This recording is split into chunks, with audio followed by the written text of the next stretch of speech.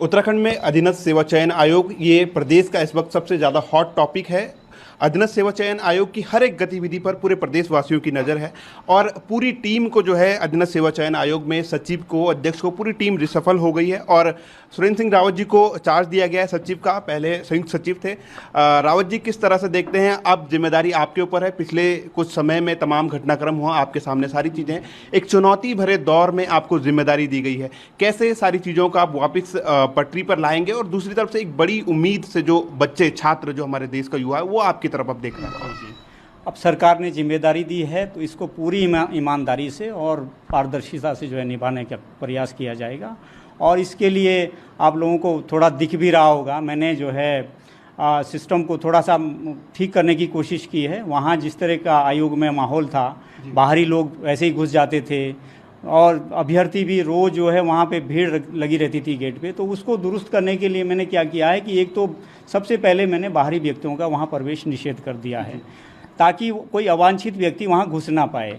दूसरी बात, स्टूडेंट्स भी बेचारे परेशान रहते थे। लोग, मैं 2-3 दिन देखा मैंने जब ज्वाइन किया था तो वहाँ भीड़ लगी रहती थी छात्रों की, उनकी कोई सुध नहीं। अब सुध का मतलब ये है कि अब दिक्कत ही, अब हर किसी से मिल भी नहीं सकते वहाँ पे जो है।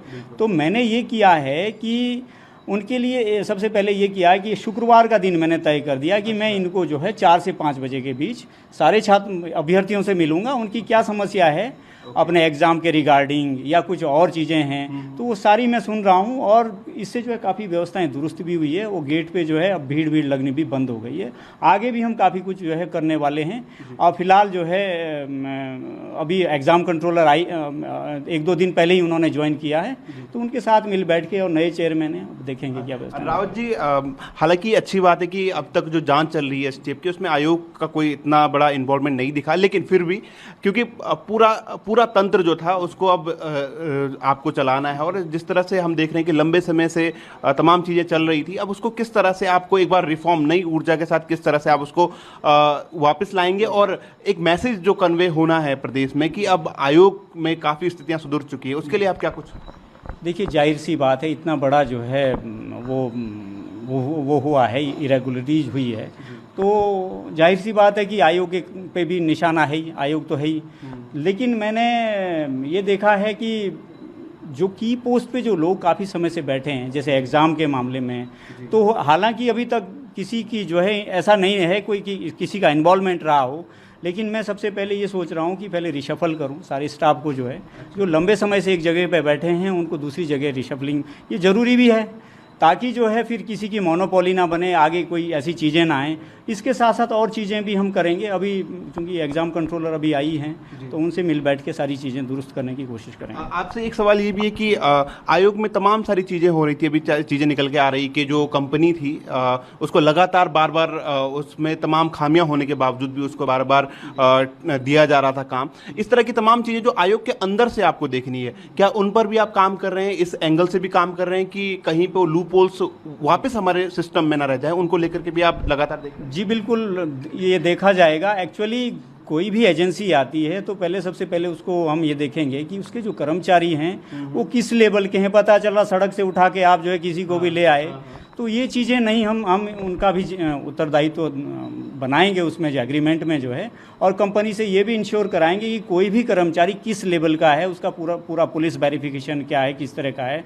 तो ये चीज़ें हम और भी काफ़ी चीज़ें देखेंगे ताकि आगे से ये चीज़ें ना। अभी क्या स्थिति है सर, जो कंपनी जिसको बताया जा रहा है कि 8 बार लगातार उसको लेकर के क्या अभी सिचुएशन है? देखिए, अभी हम उसको जो है ब्लैक लिस्ट करने के लिए नोटिस देने वाले हैं। अच्छा। और उसके बाद उसको ब्लैक लिस्ट किया जाएगा ताकि यहाँ वो काम ना कर पाए।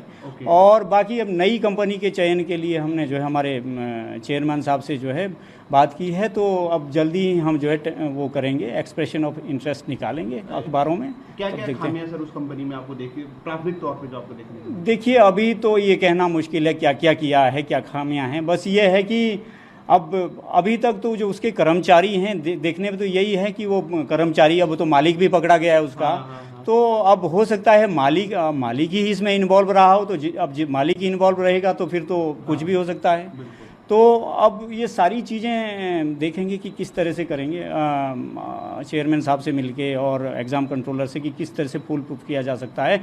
और हम आयोग से भी, लोक सेवा आयोग से भी हम लोग प्लान बना रहे हैं कि आयोग से भी लेंगे इस कि किस तरह से जो है हम आगे इसको फुल प्रूफ कर सकते हैं। अच्छा, अब मेरा एक सवाल उत्तराखंड के तमाम बच्चों की तरफ से आपसे है, जो आपकी पहुंच में नहीं है, जो आपसे दूर हैं, लेकिन उनके मन में सवाल है कि उन्होंने तमाम एग्ज़ाम दिए हैं, प्रक्रिया रुकी हुई है, इस तरह का पूरा जो भर्ती पेपर लीक का मामला पूरा सामने आया, कईयों के एग्ज़ाम होने थे, शेड्यूल में थे, और कईयों के डॉक्यूमेंटेशन होना था। उन बच्चों के लिए आपका क्या मैसेज है और किस तरह से वो इस चीज़ को लें जो ये पूरा मामला चल रहा है, क्योंकि अभी बच्चों को कुछ समझ में नहीं आ रहा है।